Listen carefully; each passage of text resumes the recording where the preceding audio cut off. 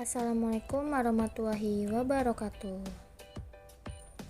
Halo semua, saya Ainan Salsabila dengan nomor induk mahasiswa 1107620063 kelas A PGSD 2020 Fakultas Ilmu Pendidikan Universitas Negeri Jakarta.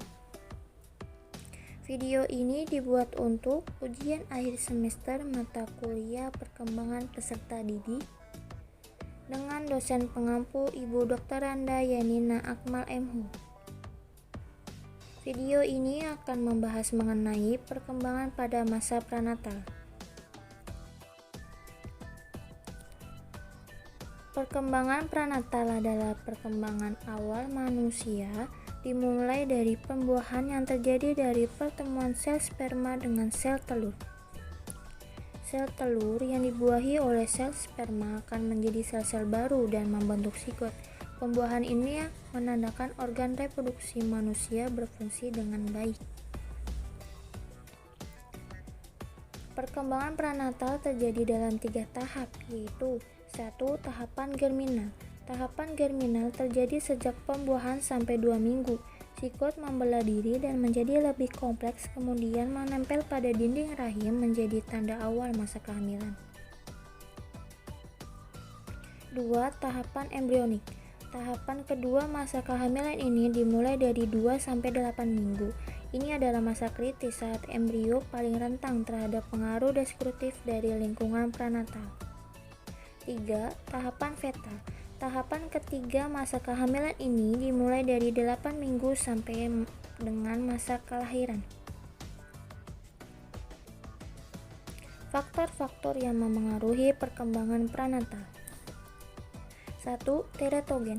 Bila teratogen beraksi pada awal kehamilan saat proses pembuahan dan organogenesis, bisa jadi berdampak negatif pada janin yang mengakibatkan kelainan anatomis.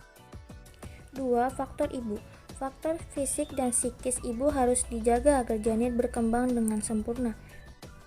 3. Faktor ayah. Stimulasi ayah pada janin dan sering mengajak bicara janin dalam kandungan dapat menenangkan janin. 4. Lingkungan. Polusi dan bahan-bahan beracun yang semakin banyak di suatu lingkungan dapat membahayakan kondisi janin dalam kandungan dan berakibat keterbelakangan mental pada anak. Komplikasi pranatal. 1. Kemandulan. Kemandulan dapat terjadi dari ayah maupun ibu.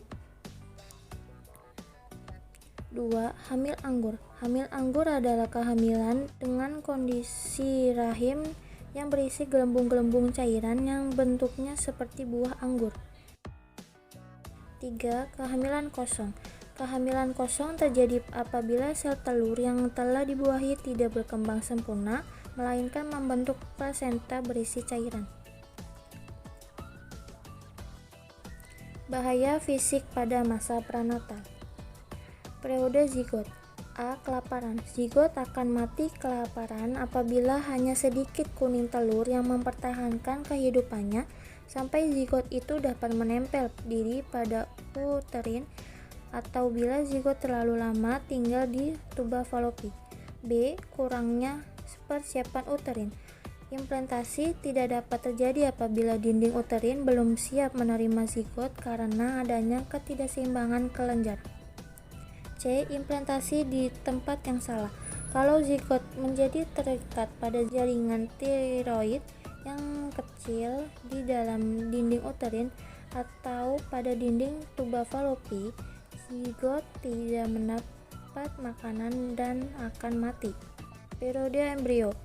A. Keguguran. Jatuh, stres, kekurangan gizi dapat menyebabkan embrio keluar dari tempatnya di dinding uterin yang mengakibatkan keguguran. B. Ketidakteraturan perkembangan. Kekurangan vitamin dapat mengganggu perkembangan khususnya otak embrio. Periode janin. A. Keguguran. Sebab fisik misalnya kecelakaan, sedangkan sebab psikis misalnya tekanan batin yang luar biasa yang dialami ibu hamil. B. Prematur. Janin yang beratnya kurang dari 2 pon 3 ons mempunyai kesempatan hidup yang lebih kecil daripada janin yang lebih berat dan mempunyai kemungkinan lebih besar untuk mengalami perkembangan salah bentuk. C. Komplikasi pada saat melahirkan. Tekanan yang dialami ibu memengaruhi kontraksi uterin dan cenderung mengakibatkan komplikasi dalam melahirkan. D. Ketidakteraturan perkembangan.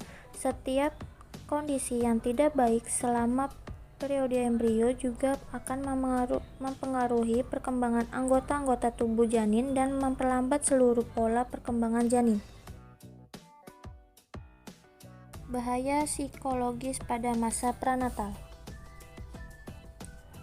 Tekanan yang dialami ibu mempengaruhi perkembangan anak, baik sebelum atau sesudah kelahiran. Sekian dari video saya.